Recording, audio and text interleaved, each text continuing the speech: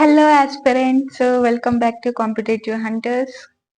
So మనం ఈ సెషన్లో ఎస్ఎస్సి జీడీ ఎగ్జామ్స్ వస్తున్నాయి, అప్కమింగ్ ఎగ్జామ్ కాబట్టి ఆల్రెడీ అడ్మిట్ కార్డ్ స్టేటస్ కూడా వచ్చేసింది.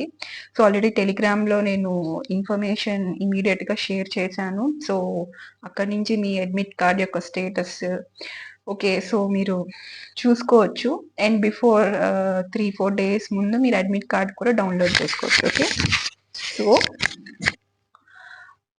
PYQs are very important for any examination. So మీరు ఏదైనా కాంపిటేటివ్ ఎగ్జామ్స్కి వెదర్ ఇట్ ఈ సెంట్రల్ ఆర్ స్టేట్ గవర్నమెంట్, ఏ గవర్నమెంట్ ఎగ్జామ్స్కి ప్రిపేర్ అవుతున్నా, ప్రీవియస్ ఇయర్స్ క్వశ్చన్ పేపర్స్ అనేది చాలా ఇంపార్టెంట్ రోల్ ప్లే చేస్తుంది. So as we all know that, so అందుకని నేను ఈ సెషన్లోని general awareness, okay, so GS సంబంధించి ఆ సెషన్లోని పీవైక్యూస్ మనం ఇప్పుడు చూద్దాము ఈ సెషన్లో. సో 20 ఫిబ్రవరిలోని లాస్ట్ ఇయర్ 2024లో జరిగిన పేపర్ మనం ఇప్పుడు చూద్దాము. సో చాలా ఇంపార్టెంట్ రోల్ ప్లే చేస్తుంది. సో మనం ఈ సెషన్లో general awareness, so 20 February last ఇయర్లో జరిగిన పీవైక్యూస్ మనం చూద్దాము. ఓకేనా? So this is Competitive Hunters channel అనమాట. సో పెట్టి దగ్గర ఒక 3 months అవుతుంది. So I hope I need all your support guys. So please do subscribe, like and share Competitive Hunters ఛానల్ని. సో ఫస్ట్ క్వశ్చన్ వచ్చేసి Rangaswamy cup. So Rangaswamy cup ఏ స్పోర్ట్కి చెందింది అని చెప్పి అడుగుతున్నారు. సో హాకీయా, ఫుట్బాలా, టెన్నిసా, బ్యాడ్మింటన్నా? So Rangaswamy cup. So Rangaswamy cup వచ్చేసి హాకీకి సంబంధించింది రంగస్వామి కప్. ఓకే, సో హాకీకి రిలేటెడ్ ఇంకా అదర్ ట్రోఫీస్ అండ్ కప్స్ మనం చూద్దాము. సో రంగస్వామి కప్ తో పాటు Bombay gold cup, Aga Khan, Dhyan Chand, lady Ratan Tata, okay, Beighton cup and Scindia trophy. So ఇవన్నీ కూడా other trophies and cups related to hockey అనమాట. ఓకేనా? So next, when Mendeleev started his work, how many elements were known at that time? So Mendeleev first starting అంటే మనకు తెలుసు periodic table అనేది. Okay, so elements అన్ని కూడా ఒక manner లో అరేంజ్ అయి ఉంటుంది. సో స్టార్టింగ్ మెండలీవ్ ఎలిమెంట్స్ అన్నిటిని అరేంజ్ చేసినప్పుడు ఎన్ని ఎలిమెంట్స్ ని అరేంజ్ చేశాడు అని చెప్పి అడుగుతున్నారు. సో ఆన్సర్ ఏంటి అంటే 63 ఎలిమెంట్స్ అనమాట. At his time he done 63 elements ని టేబులర్ గా అరేంజ్ చేశాడు. సో దాన్ని మెండలీవ్స్ పీరియాడిక్ టేబుల్ గా మనం చెప్తుంటాము. ఓకేనా? సో ఇవి horizontal rows and vertical columns.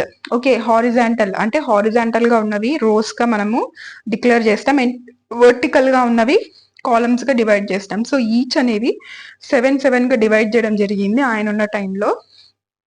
So each will have 2 groups అనమాట. సో నెక్స్ట్ పీరియాడిక్ టేబుల్ నేను ఇక్కడ ఇచ్చాను. So I will disappear, wait. So periodic table అనేది ఇక్కడ ఇచ్చారు. ఓకే, సో ఈ పీరియాడిక్ టేబుల్ అనేది మీరు అబ్జర్వ్ చేస్తే ఇది మెండలీవ్ పీరియాడిక్ టేబుల్ కాదు. అయితే మెండలీవ్ తర్వాత మోస్లీ అనే ఒక సైంటిస్ట్ వచ్చారనమాట. సో ఈయన మెండలీవ్ ఆల్రెడీ ఒక టేబుల్ ని క్రియేట్ చేస్తే దాన్ని ఈయన రివైజ్ చేసి మోడర్న్ పీరియాడిక్ టేబుల్ అనేది కొత్తగా ఇప్పుడు మీకు కనిపిస్తుంది కదా, సో ఇలాగా డిజైన్ చేయడం జరిగింది. సో నీట్ గా ఇక్కడ మీకు కనిపిస్తుంది. సో ఏంటి, ఇటు పక్క అంతా కూడా ఏముంది, ఆల్కలీ మెటల్స్ అనమాట. ఇటు పక్క ఉండేది ఫస్ట్ గ్రూప్ లో అంతా కూడా. సో దాని ప్రకారము మెటల్స్ ని, నాన్ మెటల్స్ ని, ఓకే, అండ్ ట్రాన్సిషన్ ఎలిమెంట్స్ ని మధ్యలో పెట్టాడు. ట్రాన్సిషన్ ఎలిమెంట్స్ అని అంటే అంటే మెటలాయిడ్స్ అనమాట, ఒక రకంగా చెప్పాలి అని అంటే. సారీ, మెటలాయిడ్స్ ఇక్కడ మీకు కనిపిస్తుంది metalloids. So transition elements metalloids కాదు, సారీ. సో ఇలాగ అరేంజ్మెంట్ అనేది చేయడం జరిగింది. సో ఈ అరేంజ్మెంట్ ఎవరు చేశారు అని అంటే మెండలీవ్స్ టేబుల్ ని రివైజ్ చేసి మోస్లీ సైంటిస్ట్ చేశారు. ఓకేనా? సో నెక్స్ట్ క్వశ్చన్కి వద్దాము. Yeah, so who was the founder of Satyashodhak Samaj? So Satyashodhak Samaj ఇది అందరికీ తెలిసిందే, డెడ్ ఈజీ క్వశ్చన్ అని చెప్పొచ్చు. సో ఎవరు? జ్యోతిబా ఫూలే. సో జ్యోతిబా ఫూలే సత్యశోధక్ సమాజ్ యొక్క స్థాపకుడు అనమాట. సో ఈయన గురించి ఇంకొంచెం డీటెయిల్స్ మనం చూసుకుందాము. ఓకే, సో సత్యశోధక్ సమాజ్ 1873లోని మహారాష్ట్ర పూణేలో, ఓకే, పూణేలోని స్థాపించడం జరిగింది. So Jyotirao Phule and also Savitribai Phule, వీళ్ళిద్దరు వైఫ్ అండ్ హస్బెండ్స్ అనమాట. So Dalits, lower class people, ఓకేనా, ఆ టైంలోని, సో వాళ్ళు కూడా ఎడ్యుకేషన్ ఉండాలి, వాళ్ళకి రైట్స్ ఉన్నాయి అని చెప్పి వీళ్ళు ఒక సమాజం అంటే సత్యశోధక్ సమాజ్ అనేది ఒకటి స్థాపించారనమాట. So also Jyotirao Phule also written Gulamgiri and Shetkaryacha Asud. So ఈ 2 బుక్స్, గులాంగిరి అనేది చాలా ఫేమస్ అండ్ ఆల్సో ఇంపార్టెంట్ కూడా, చాలా చాలా అడిగి ఉన్నారు ఎస్ఎస్సి ఎగ్జామ్స్ లో. సో ఈ 2 బుక్స్ ఈయన రాశారనమాట. Okay, so which institution was established in 2015 in the place of planning commission? This is also dead easy.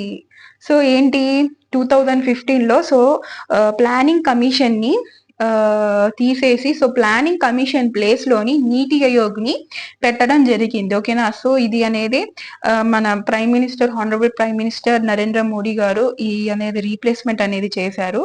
Okay, NITI Aayog.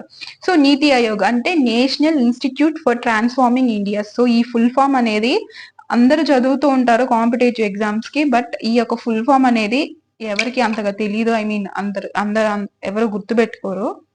So national institution for transforming India అనమాట నీతి ఆయోగ్ యొక్క ఫుల్ ఫామ్. సో ఇది ఎప్పుడు launch అయిందంటే 2015లో launch అయింది. So present దీని యొక్క CEO ఎవరు, president ఎవరు అని అంటే, ప్రెసిడెంట్ వచ్చేసి ఖచ్చితంగా ప్రైమ్ మినిస్టరే అనమాట. సో ప్రెసిడెంట్ ఎవరు? ప్రైమ్ మినిస్టరే, మన మోడీ గారే సో ప్రెసిడెంట్. వైస్ ప్రెసిడెంట్ వచ్చేసి సుమన్ బేరీ అనమాట. ఇంకా నెక్స్ట్ సిఇఓ వచ్చేసి బివిఆర్ సుబ్రహ్మణ్యం. సో ఈయన దీనికి సిఇఓ ఏంటి నీతి ఆయోగ్కి. ఓకే, సో ఇంకా నెక్స్ట్ పండిట్ బిర్జు మహారాజ్. సో మనందరికి తెలుసు ఈయన కథక్ ప్రామినెంట్ డాన్సర్. సో ఈయన Indian dancer, composer, singer and exponent of the dash కల్కా Bindadin gharana of Kathak dance in India. So ఏ ఒక కల్కా బిదాని ఘరానా కూడా ఇచ్చేశారు. సో అది ఏ ఘరానాకి సంబంధించి అంటే ఎక్కడ నేటివ్ ఎక్కడి నుంచి వస్తుంది ఈ యొక్క ఘరానా అని అడుగుతున్నారు. సో ఖచ్చితంగా ఇవే, మనము ఆప్షన్స్ కూడా అవసరం లేదు, చెప్పేయచ్చు ఈజీగా. లక్నో అనమాట. సో లక్నో ఘరానాకి సంబంధించిన ఆయన ఓకేనా. లక్నోలో అది కూడా కల్కా బిందాదిన్ ఘరానాకి సంబంధించిన పర్సన్ ఏంటి, ఎవరు? Birju Maharaj. So Pandit Kathak exponent and also కల్కా బిందాడిన్ ఘరానా. సో మనం క్వశ్చన్ లో చూసుకున్నట్టు సో ఈయనకి ఏమేమి అవార్డ్స్ వచ్చాయి అని అంటే 1964లోనే ఓకే సంగీత్ నాటక్ అకాడమీ అవార్డు వచ్చేసింది ఈయనకి. 1986లో పద్మ విభూషణ్ వచ్చింది. అండ్ 2012లోని national film award for best choreography for ఉన్నయ్ కన్నా 2. సో విశ్వరూపం మూవీలోని ఈ యొక్క ఫిలిం కంపోజ్ చేసినందుకు ఈ యొక్క అవార్డు వచ్చింది. ఐ మీన్ ఫిలిం లో ఒక సాంగ్ కంపోజ్ చేసినందుకు. అండ్ ఇంకా 2016లో కూడా ఫిలిం ఫేర్ బాజీరావు మస్తానీలోనే ఒక సాంగ్ కొరియోగ్రాఫ్ చేశారు. సో ఏంటి, మోహే రంగ్ డోలాల్. సో ఈ యొక్క అవార్డ్స్ అనమాట ఈయనకి వచ్చింది పండిట్ బిర్జు మహారాజ్ గారికి. ఓకే, సో ఇంకా నెక్స్ట్ క్వశ్చన్ కి వద్దాము. సో ఇప్పుడు వరకు మీరు చూసినట్లయితే మాక్సిమం మీరు ఆ రంగస్వామి కప్ అది కూడా చదివి ఉంటే, ఐ మీన్ స్పోర్ట్స్ మీద కొంచెం గ్రిప్ ఉంది, కొంచెం ఆ టాపిక్ స్ట్రాటజీకి అంత చదువుకుని ఉంటే అది కూడా ఈజీయే, మీకు రంగస్వామి కప్ వచ్చింది కదా. సో ఇంకా మిగతా అన్ని టాపిక్స్ కూడా, అన్ని క్వశ్చన్స్ కూడా మీకు చాలా ఈజీగా ఉన్నాయి, అవునా కదా. So SSC GD exam crack చేయడము ఈజీ, మరి అంత కష్టమేం కాదు. సో అందరూ కూడా టఫ్ గా ఫీల్ అయ్యేది ఏంటి అంటే జనరల్ అవేర్నెస్ సెషన్ టఫ్ గా ఫీల్ అవుతుంటారు. సో ఎస్ఎస్సి జీడీలో మీరు కొంచెం శ్రద్ధగా ప్రిపేర్ అయ్యి పీవైక్యూస్ అన్ని కూడా మీరు చూసుకుంటూ, ఏ టాపిక్స్ నుంచి అడుగుతున్నాడు అని చూసుకుంటూ, ఓకే కరెంట్ అఫైర్స్ కవర్ చేసుకుంటూ, static GK with art and culture చేసుకుంటూ ఉంటే మీరు ఈజీగా క్రాక్ చేసేయచ్చు SSC GD. So PYQs are main key అనమాట. అండ్ చదివింది రివైజ్ చేసుకుంటూ ఉండండి. సో నేను ఇంగ్లీష్ మీద కూడా పీవైక్యూస్ చేస్తున్నాను. ఓకే, సో యూ కెన్ మీకు explanation answers, question to answers మీరు కావాలనుకుంటే పీడిఎఫ్లు ఉంటాయి.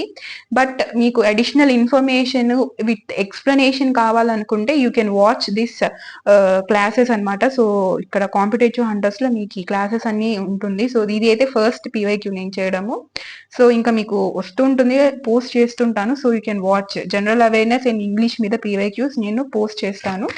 సో మీరు సబ్స్క్రైబ్ చేసుకుంటే యూ కెన్ అంటే ఎప్పుడు చేస్తానో మీకు తెలుస్తుంది కాబట్టి నోటిఫికేషన్ వచ్చినప్పుడు you can watch. Okay, so bell icon button మాత్రం ఆన్ చేసుకుని పెట్టుకోండి, మర్చిపోవద్దు. ఓకేనా, మీకు చాలా లాస్ అవుతారు. సో నాకు వచ్చే లాభం కన్నా మీకు వచ్చే లాభము వస్తే మీరే ప్రాఫిట్ అవుతారు, లేదంటే మీరే లాస్ అవుతారు. ఓకేనా, సో ఇంకా నెక్స్ట్ క్వశ్చన్కి వద్దాం.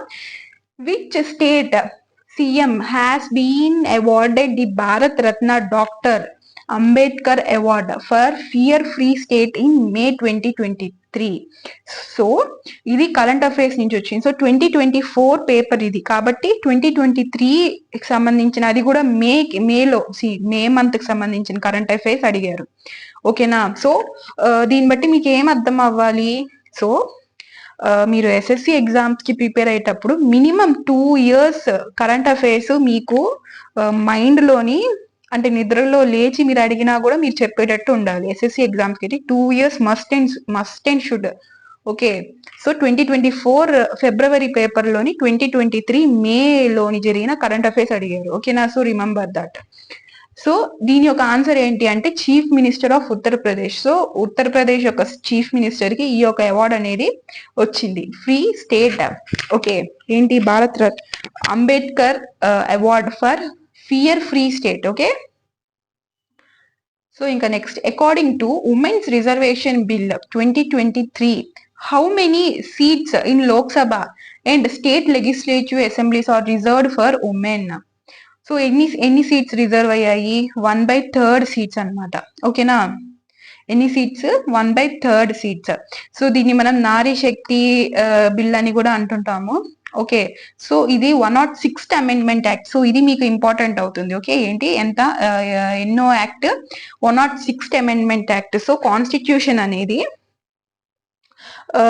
ఆల్రెడీ రాజ్యాంగం అనేది రాసేసి ఉంది. సో అంబేద్కర్ గారు రాశారు. సో రాసిన తర్వాత కాన్స్టిట్యూషన్ లో ఏమైనా చేంజెస్ చేయాలి, ఏమైనా కొత్త లాస్ ఏమైనా తీసుకుని రావాలి అని అంటే ఫస్ట్ ఏంటి? పార్లమెంట్ లో పాస్ అవ్వాలి. పార్లమెంట్ అంటే ఏంటి? Lok Sabha, Rajya Sabha and president. So వీళ్ళ ముగ్గురిని కలిపితే పార్లమెంట్ అవుతుంది. పార్లమెంట్ అంటే అదేదో సపరేట్ ఒక బిల్డింగ్ లేకపోతే ఒక కన్స్ట్రక్షన్, ఒక ఆఫీసో కాదు. పార్లమెంట్ అంటే లోక్సభ, రాజ్యసభ, ప్రెసిడెంట్, ఈ ముగ్గురు కలిస్తేనే పార్లమెంట్ అంటాము. ఓకే, అర్థమవుతుందా? సో పార్లమెంట్ లోని ఈ బిల్ అనేది, ఒక బిల్ అంటే ఒక కొత్త లా పెట్టాలి మనం కాన్స్టిట్యూషన్ లో అంటే బిల్ అనేది పాస్ అవ్వాలి పార్లమెంట్ లో. అంతే, లోక్సభలో పాస్ అవ్వాలి, రాజ్యసభలో పాస్ అవ్వాలి అండ్ అది ప్రెసిడెంట్ దగ్గరికి వెళ్తే ప్రెసిడెంట్ అని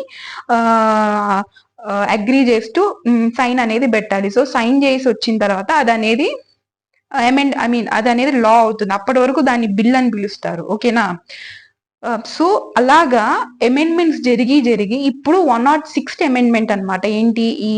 ఇది ఉమెన్ రిజర్వేషన్ బిల్ అనేది అంటే ఏంటి అని అంటే లోక్సభలోని, ఓకే, సో రిజర్వేషన్ అనేది ఉమెన్ కి 1/3 అనేది ఉండాలి అని ఒక లా అనేది తీసుకొచ్చారు. So 106th amendment act.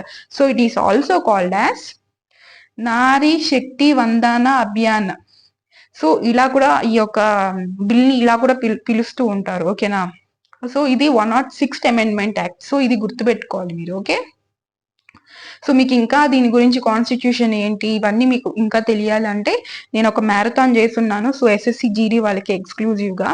So మీరు అక్కడ వెళ్ళి వాచ్ చేస్తే ఇంకా క్లియర్ గా నేను చెప్పాను పాయింట్ టు పాయింట్. సో ఇక్కడ నేను అన్ని బ్రీఫ్ గా చెప్పడమే, అంత డీప్ గా వెళ్ళి చెప్పడానికి కుదరదు. సో అన్ని కవర్ చేయాలి కాబట్టి.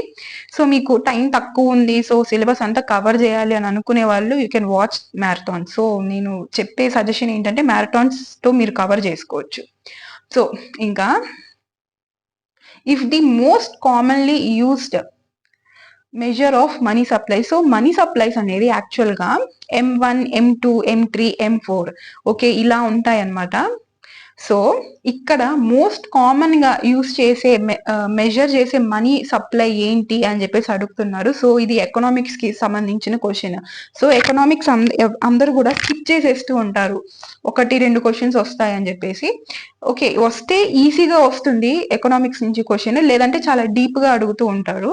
ఎకనామిక్స్ బ్యాక్గ్రౌండ్ ఉన్న వాళ్ళు అయితే వాళ్ళకు ఒక ఐడియా ఉంటుంది. సో నేను ఇక్కడ మీకు బ్రీఫ్ గా అర్థం అవ్వడానికి మీకు అసలు ఏంటి అనేది ఇక్కడ నేను పెట్టాను. సో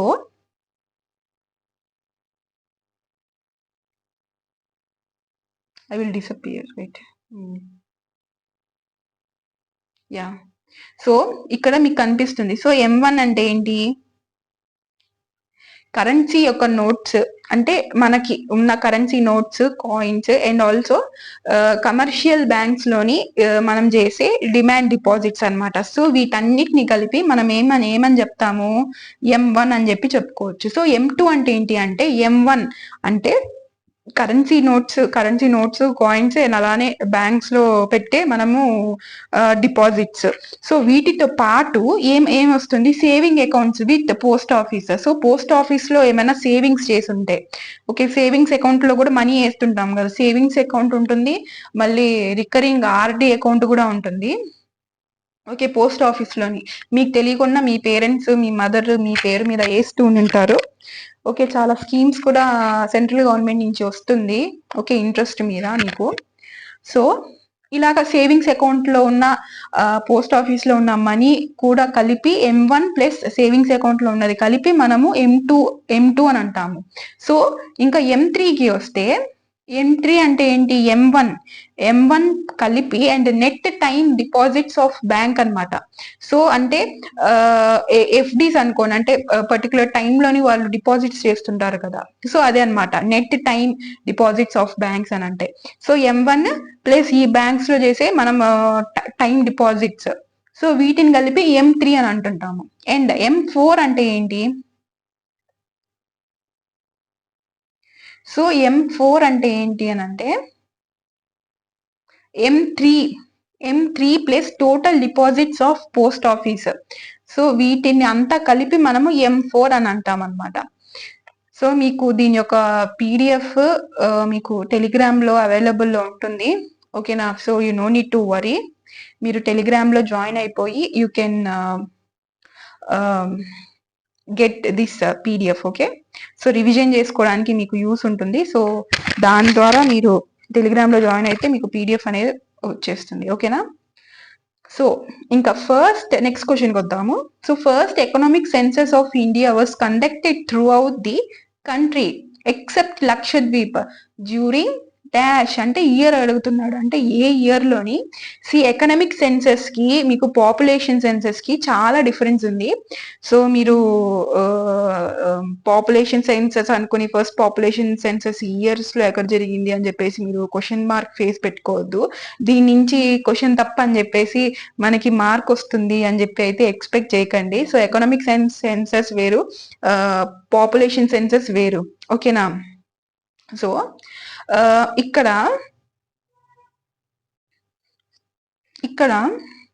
ఏ ఇయర్ లో జరిగింది అని అంటే 1977 అనమాట. సో 1977 లోని మనకి ఈ సుత్తంతా అవసరం లేకపోయినా ఫస్ట్ ఎకనామిక్ సెన్సస్ ఎప్పుడు జరిగింది అని తెలిసినా కూడా చాలు, మనం ఈ క్వశ్చన్ కి ఆన్సర్ పెట్టేయచ్చు. సో 1977 లోని ఫస్ట్ ఎకనామిక్ సెన్సస్ అనేది జరిగింది, okay.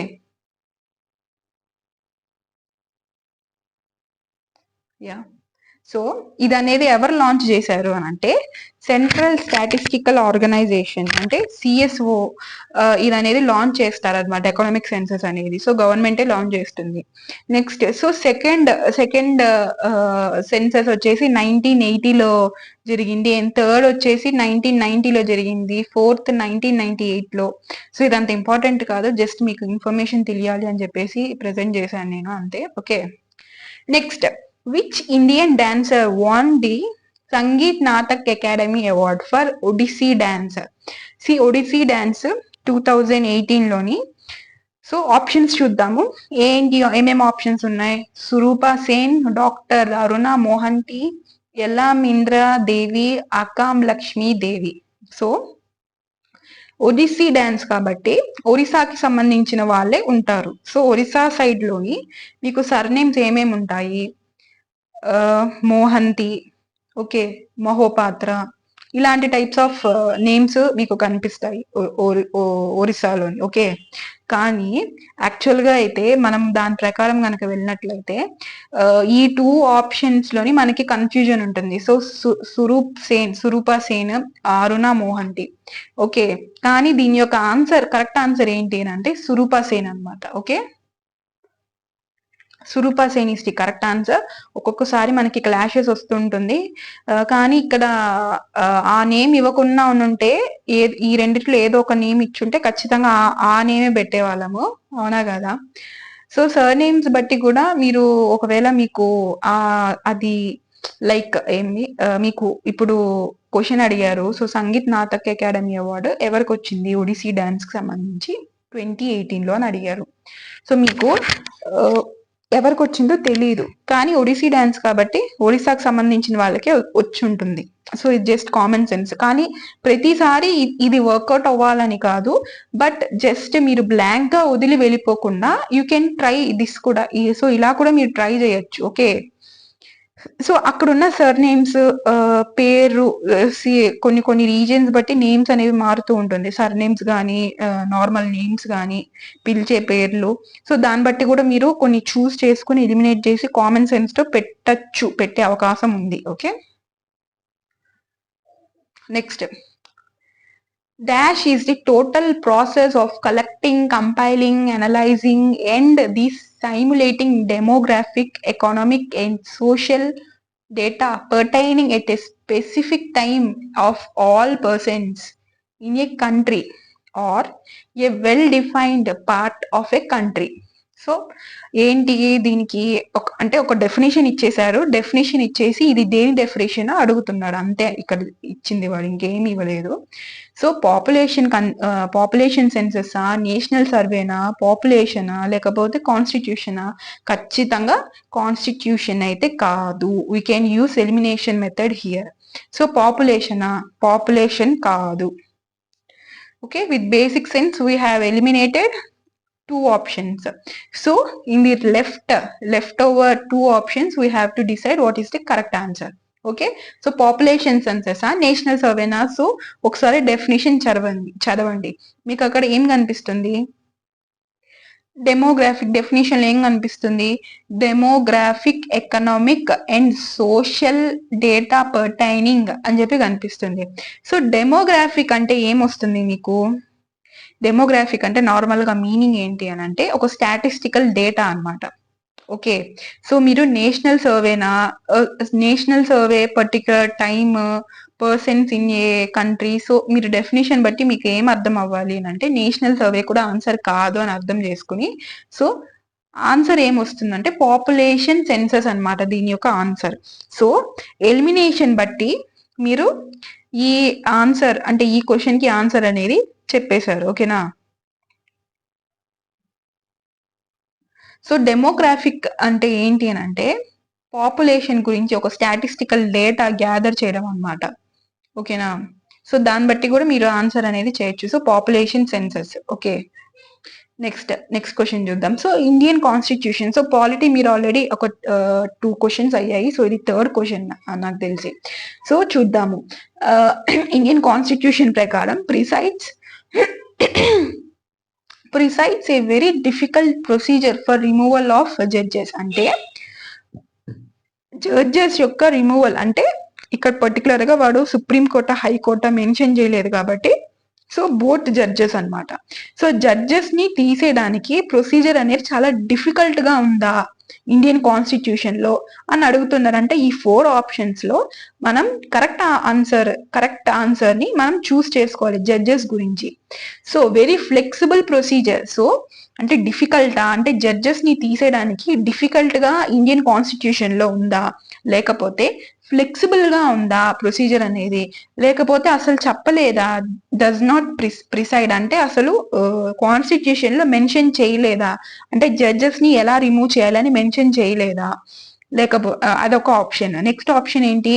So presided the procedure of removal of high court judges only. అంటే హైకోర్టు జడ్జెస్ మాత్రమే తీసేయడానికి కాన్స్టిట్యూషన్ లో రాసిందా? దీన్ని బట్టి మీకు ఏం అర్థమైంది? మన కాన్స్టిట్యూషన్ లో జడ్జెస్ ని తీసేయడానికి డిఫికల్ట్ ప్రొసీజర్ అనేది ఉంది మన ఇండియన్ కాన్స్టిట్యూషన్ లో. Okay, so option 1 is the correct answer. So అంత ఈజీ కాదు. ఫ్లెక్సిబుల్ అంటే చాలా ఈజీ. ఫ్లెక్సిబుల్ అంటే ఏంటి? ఈజీ అనమాట. So easy removal of judges అయితే లేదు.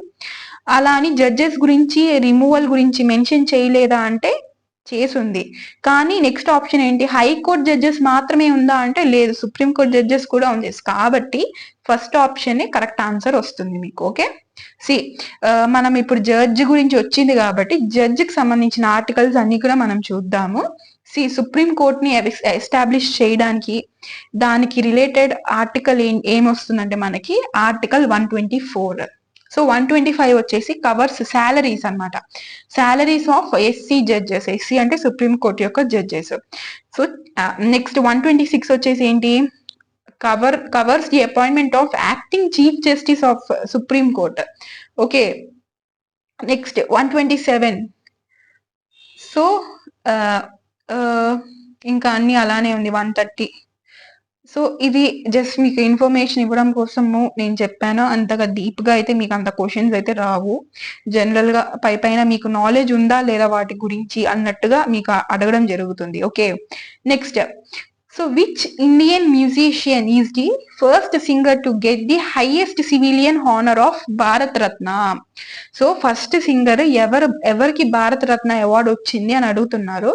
సో ఆర్డి బర్మన్, ఎంఎస్ సుబ్బలక్ష్మియా, లేకపోతే జాకిర్ హుసేనా, ఏఆర్ రెహమానా? ఎవరికి ఫస్ట్ వచ్చింది అని అంటే MS సుబ్బలక్ష్మికి first Bharat Ratna singer గా వచ్చింది అనమాట, highest civilian honour. Okay, so ఇంకా మనము ఇక్కడ చూసుకుందాము. First Bharat Ratna was awarded అంటే ఫస్ట్ ఎవరికి ఇచ్చారు అని అంటే సర్వేపల్లి కృష్ణన్ కి, సర్ సివి రామన్ కి and also Chakravarti Rajagopalachari in 1954 లోని ఈ ఒక అవార్డ్ అనేది ఇవ్వడం జరిగింది. సో అవార్డ్స్, స్పోర్ట్స్ ఇవన్నీ కూడా చాలా ఇంపార్టెంట్. కానీ ఎంత ఇంపార్టెంట్ అయినా కూడా ఇది చదవడం అనేది చాలా వ్యాస్ట్ కూడా, అంటే అంతే వ్యాస్ట్ గా ఉంటుంది మీకు క్వశ్చన్స్. మీరు ఎంత చదువుకుని వెళ్తున్నా సరే ఒకసారి ఏంటి అని అంటే మీకు తెలియని దాని గురించి, మీకు తెలియని టాపిక్స్ నుంచి మీకు తెలియని క్వశ్చన్సే వస్తుంటాయి అన్నమాట. సో అంటే ఇది తవ్వుతూ ఉంటే తవ్వినంత వాళ్ళకి, తవ్వుకున్న వాడికి తవ్వినంత వస్తూనే ఉంటది అనమాట. ఓకేనా? సో అంత వ్యాస్ట్ టాపిక్స్ అనమాట స్పోర్ట్స్ కానీ అవార్డ్స్ కానీ చెప్పాలి అని అంటే. సో చూద్దాము ఇంకా దీంతో పాటు ఇంకా అదర్ సో ఇంపార్టెంట్ అంటే ఇంకా ఈ ఇన్ఫర్మేషన్ మీద కూడా మీకు క్వశ్చన్స్ అనేవి ఫామ్ అయ్యే ఛాన్సెస్ ఉన్నాయి. సో అలాంటివి నేను మీకు ఇక్కడ ఎక్స్ప్లెనేషన్ లోని నెక్స్ట్ స్లైడ్స్ లోని వేస్తున్నా అనమాట. సో నెక్స్ట్ వచ్చేసి ఏంటి? సో ఫస్ట్ భారత రత్న అవార్డు వచ్చేసి ఎవరికి వచ్చింది? Sarvepalli Radhakrishnan, Sir CV Raman and also Chakravarti Rajagopalachari. వీళ్ళ ముగ్గురికి ఫస్ట్ భారత రత్న ఇవ్వడం జరిగింది 1954 లో. So youngest Bharat Ratna recipient ఎవరు స్పోర్ట్స్ పర్సన్ లో అంటే సచిన్ టెండూల్కర్ అనమాట. Okay, Sachin Tendulkar first sports person అనమాట, యంగెస్ట్ భారత రత్న అవార్డు తీసుకునే youngest sports person. Next Kelu Charan Mohapatra. So మనం ఇందాక డిస్కస్ చేసుకున్నాంగా మోహంతి, మహోపాత్ర ఇవన్నీ సర్నేమ్స్ ఒడిశాకి సంబంధించి అని చెప్పి. ఈయన ఒడిసీ అనమాట, ఒడిసీ డాన్సర్ ఈయన. సో ఈయనకి he was the first dancer అనమాట, పద్మ విభూషణ్. ఓకే, భారతరత్న కాదు, పద్మ విభూషణ్ అనమాట. పద్మ విభూషణ్ అందుకునే first dancer Kelu Charan Mohapatra. Next first woman to be awarded the Bharat Ratna అంటే ఇందిరాగాంధీ అనమాట, first woman Bharat Ratna award తీసుకుంది. Next youngest recipient of Bharat Ratna Sachin Tendulkar who received the Bharat Ratna ఇందాకదే 40 years age లోనే సచిన్ టెండూల్కర్ తీసుకోవడం జరిగింది. ఇంకా నాన్ ఇండియన్ అంటే ఇండియన్ కాదనమాట, వేరే కంట్రీకి చెందిన పర్సన్ అంటే ఫారినర్ చెప్పాలి అని అంటే. సో భారత రత్న ఫారినర్ కి కూడా ఇస్తుంటారు, ఫారినర్స్ కూడా అప్పుడప్పుడు. సో ఫస్ట్ ఎవరికి ఇచ్చారు అని అంటే ఖాన్ అబ్దుల్ గాఫర్ ఖాన్. సో ఈయనకి అబ్దుల్ గాఫర్ ఖాన్ కి, ఈయన పాకిస్తాన్ కి చెందిన వ్యక్తి. సో ఈయనకి first non Indian out of country ఈ యొక్క ఫస్ట్ అవార్డ్ అనేది ఈయనకి ఇవ్వడం జరిగింది. ఓకే, సో ఇంకా నెక్స్ట్ క్వశ్చన్ ఏంటి, art and culture. So let me drink some water.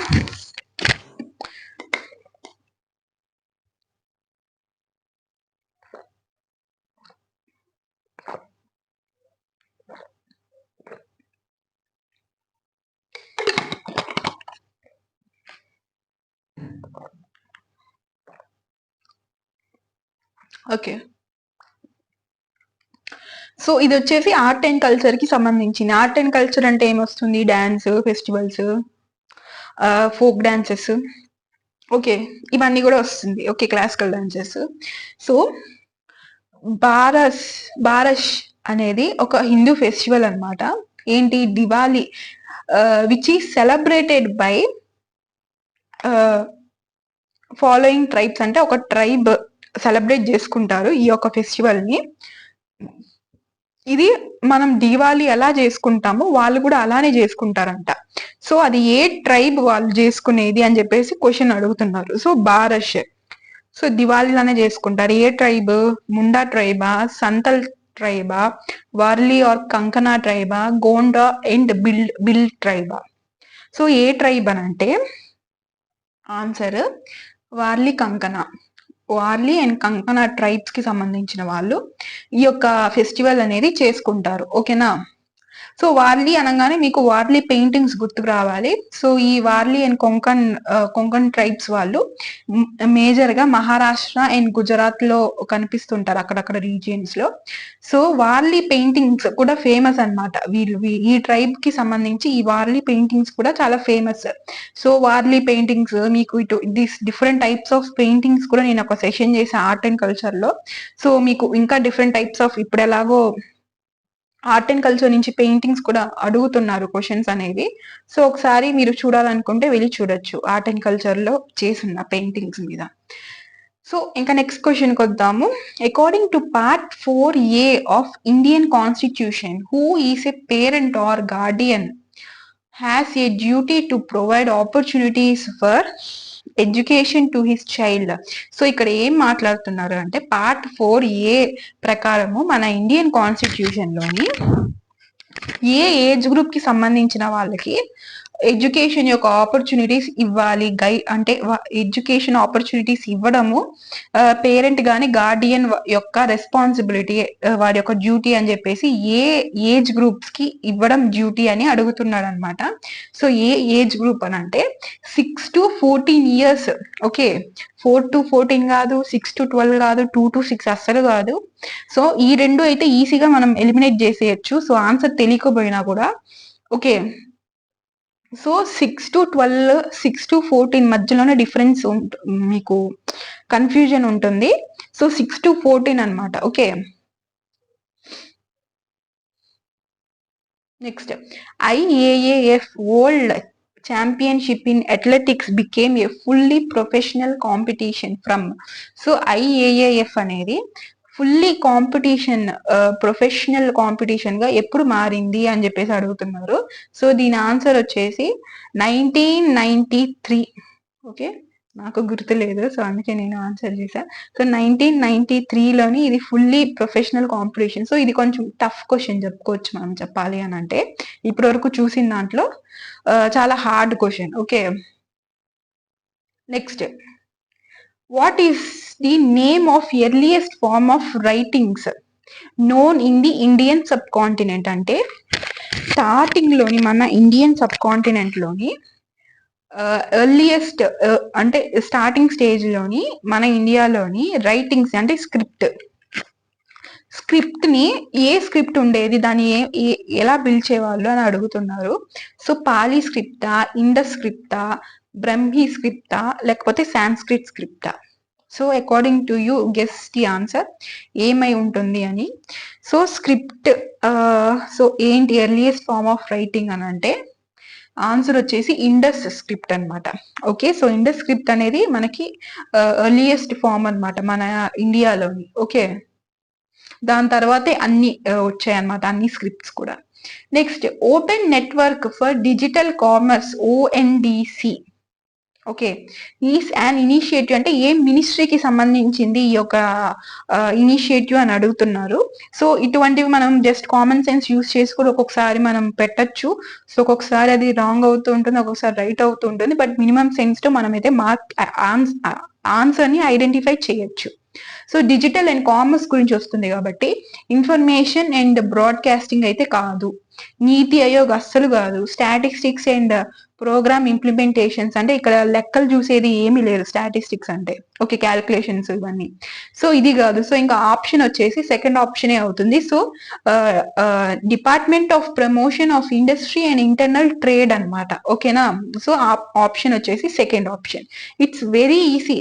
Okay, మీరు ఇలా కూడా ఐడెంటిఫై చేసి పెట్టచ్చు ఆన్సర్స్. ఓకేనా. డిజిటల్ కామర్స్ అని అంటున్నాడు వాడు, open network for digital commerce. So commerce ఇది దేనికి సంబంధించి వర్డ్ వస్తుంది మీకు మినిమం సెన్స్? కామర్స్. కామర్స్ ఈ యొక్క టర్మ్స్ అనేవి మీకు ట్రేడింగ్ బిజినెస్ సంబంధించి వస్తూ ఉంటుంది. సో దానికి సంబంధించిన మినిస్ట్రీస్ పేర్లు మీకు ఎక్కడ కనిపిస్తుంది? సెకండ్ ఆప్షన్ లోనే కనిపిస్తుంది. So second option correct option. Okay, answer. Next. So which of the following statements is correct regarding badminton? So badminton ప్రకారము, సో బ్యాడ్మింటన్ ఆడడం తెలిసిన వాళ్ళు, ఇది స్పోర్ట్స్ గురించి అడిగాడు. సో స్పోర్ట్స్ గురించి 2 క్వశ్చన్స్ వచ్చాయి, ఇది నోటీస్ చేయాలి మీరు. Okay, I'm saying about static GK. Okay, A beginning అంటే రంగస్వామి కప్ గురించి అడిగాడు. సో ఇది వచ్చేసి బ్యాడ్మింటన్ గేమ్ గురించి 2 ఆప్షన్స్ ఇచ్చేసి కరెక్టా కాదా అని అడుగుతున్నాడు. సో ఇది కూడా కొంచెం డిఫికల్ట్ అనే చెప్పాలి రాని వాళ్ళకి. Okay, A beginning of the game of badminton and Windies score is even the server Surf from the left service code. So నాకు బ్యాడ్మింటన్ గేమ్ గురించి అంతగా ఐడియా అయితే లేదు. సో దీని ఆన్సర్ అంటే 2 తప్పనమాట. Server and receiver always stand in the opposite service courts. So spelling mistake. Codes, ఈ codes కాదు, గేమ్ కోడ్ COURTS అనమాట. ఇది కోడ్స్ అంటాకుండా. సో ఇక్కడ అది వాయిస్ టైపింగ్ లో రాంగ్ పడింది. So I'm sorry. సో ఇక్కడ ఏంటి అని అంటే బోత్ సేమ్ సైడ్ ఉంది, server and receiver. Okay, server and receiver always stand in the opposite service courts but on the same side. Okay, opposite service codes లోని opposite services లో ఉంటూ same side ఉండి వాళ్ళు సర్వర్ అండ్ రిసీవర్ అలా నిలబడతారా అని అడుగుతున్నారు. తప్పు, ఫస్ట్ది కూడా తప్పు. సో ఆన్సర్ ఏమొస్తుంది అని అంటే నైదర్ 1 nor 2 ఆన్సర్ వచ్చి. ఓకే, 2 తప్పు. ఓకే, సో ఇంకా లాస్ట్ క్వశ్చన్ ఏంటి? Who join the competition commission of India CCI as chairperson on 23rd May 2023? నాకు తెలీదు ఈ పేపర్ ఎగ్జామ్ క్వశ్చన్స్ రాసిన అతనికి మే మంత్ చాలా ఇష్టమేమో, అంటే మేలో పుట్టాడు అనుకుంటా ఆయన. సో అందుకే మేలో వచ్చిన కరెంట్ అఫైర్స్ అడుగుతున్నాడు. సో మేలో ఏ సీఎం కి ఏంటి ఫియర్ ఫ్రీ స్టేట్ గా అవార్డు ఇచ్చారు అని అడిగారు. మే మంత్ కి సంబంధించి, అండ్ ఇది కూడా మే మంత్ కి సంబంధించిన కరెంట్ అఫైర్సే. సో మే మంత్ ఆయనైనా పుట్టుండాలి, లేకపోతే ఆయన డియరెస్ట్ లవబుల్ వైఫ్ అయినా పుట్టుండాలి, లేకపోతే ఆయన బాగా ప్రేమించే పిల్లలైనా మే మంత్ లో పుట్టుండాలి. మే బాగా ఇష్టం అనుకుంటా. మేకి సంబంధించిన కరెంట్ అఫైర్స్ 2 అడిగాడు.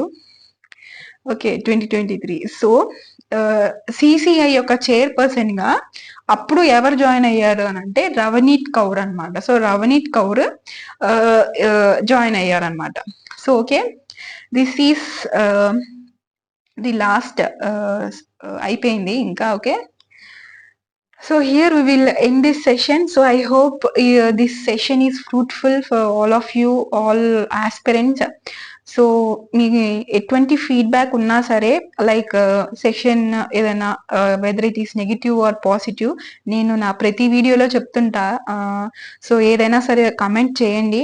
సో మీకు కమెంట్ చేయడానికి, లైక్ చేయడానికి జస్ట్ ఒక ఫ్యూ సెకండ్స్ పడుతుందంటే, బట్ ఒక లైక్ వల్ల, ఒక కమెంట్ వల్ల, if it gives happiness for another person, so don't stop your self from doing all this. Okay, so